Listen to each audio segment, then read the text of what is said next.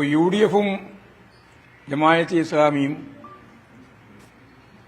ഐക്യ കക്ഷികളായിട്ട് മാറി എന്നുള്ളതിന്റെ പ്രഖ്യാപനമാണ് വി.ഡി. സതീശൻ പ്രതിപക്ഷ നേതാവ് നടത്തിയിട്ടുള്ളത്. മുസ്ലിം ലീഗ് ഉൾപ്പെടെയുള്ള രാഷ്ട്രീയ പാർട്ടികൾ അതുപോലെ തന്നെ UDF-ന്റെ ഭാഗമായിട്ട് നിൽക്കുന്ന മറ്റ് രാഷ്ട്രീയ പാർട്ടികൾ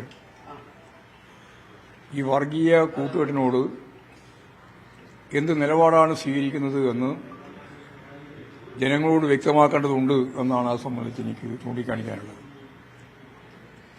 ജമാഅത്ത് ഇസ്ലാം എന്ന് പറയുന്നത് ഒരു സാർവദേശീയ തലത്തിൽ തന്നെ പ്രവർത്തിക്കുന്ന മതരാഷ്ട്ര സിദ്ധാന്തത്തിന്റെ ഏറ്റവും പ്രധാനപ്പെട്ട പ്രസ്ഥാനമാണ്.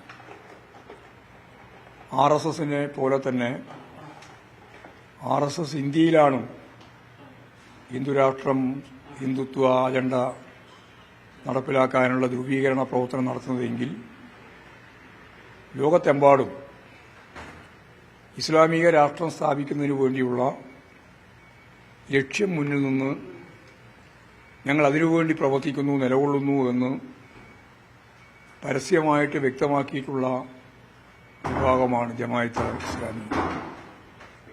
അതുമായിട്ട് ഇവിടെ നിലമ്പൂർ ഉപതെരഞ്ഞെടുപ്പിൽ സഖ്യമുണ്ടാക്കിയിരിക്കുന്നു എന്നും ഇനി മുന്നണിയുടെ ഭാഗമായിട്ട് മാറാനാണ് സാധ്യത എന്നും നൽകുന്ന സൂചന.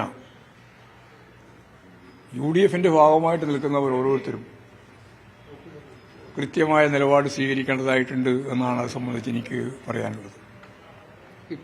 ഇപ്പോൾ വർഗീയ കൂട്ടുകെട്ട് നിലമ്പൂർ ഉപതെരഞ്ഞെടുപ്പിൽ പരാജയ ഭീതി പൂണ്ട UDF എടുത്തുകൊണ്ടിരിക്കുന്ന അപകടകരമായ ഒരു നിലപാടായിട്ടാണ് എനിക്ക് തോന്നിയിട്ടുള്ളത്. അത് കേരളത്തിലെയും നിലമ്പൂരിലെയും വോട്ടർമാർ ശരിയായ രീതിയിൽ തിരിച്ചറിയും. മതനിരപേക്ഷ ഉള്ളടക്കത്തിന് നല്ല മുൻകൈയുള്ള നാടാണ് കേരളം.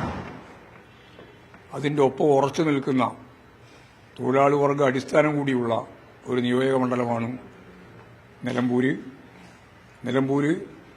തീർച്ചയായും ഈ വർഗീയ കൂട്ടുകെട്ടിന് ഇവിടെയുള്ള ജനത വോട്ടർമാർ കൃത്യമായ മറുപടി നൽകും എന്ന് തന്നെയാണ് പ്രതീക്ഷിക്കുന്നത്.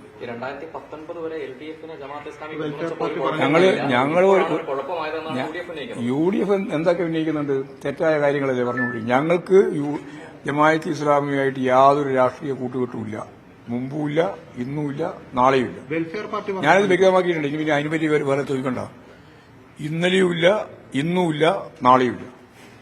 ഒരു രാഷ്ട്രീയ കൂട്ടുകെട്ടും ഈ വർഗീയ ശക്തികളുമായിട്ട് ഉണ്ടാക്കാൻ ഞങ്ങൾ ഉദ്ദേശിക്കുന്നില്ല.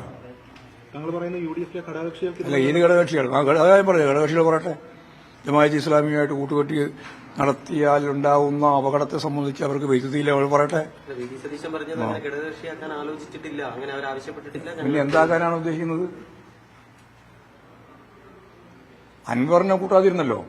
അൻവറിനെ കൂട്ടാതിരുന്നവർക്ക് ജമാഅത്തെ ഇസ്ലാമിനെ കൂട്ടുന്നതിന് വേറെ എന്ത് ന്യായീകരണമുള്ളത്?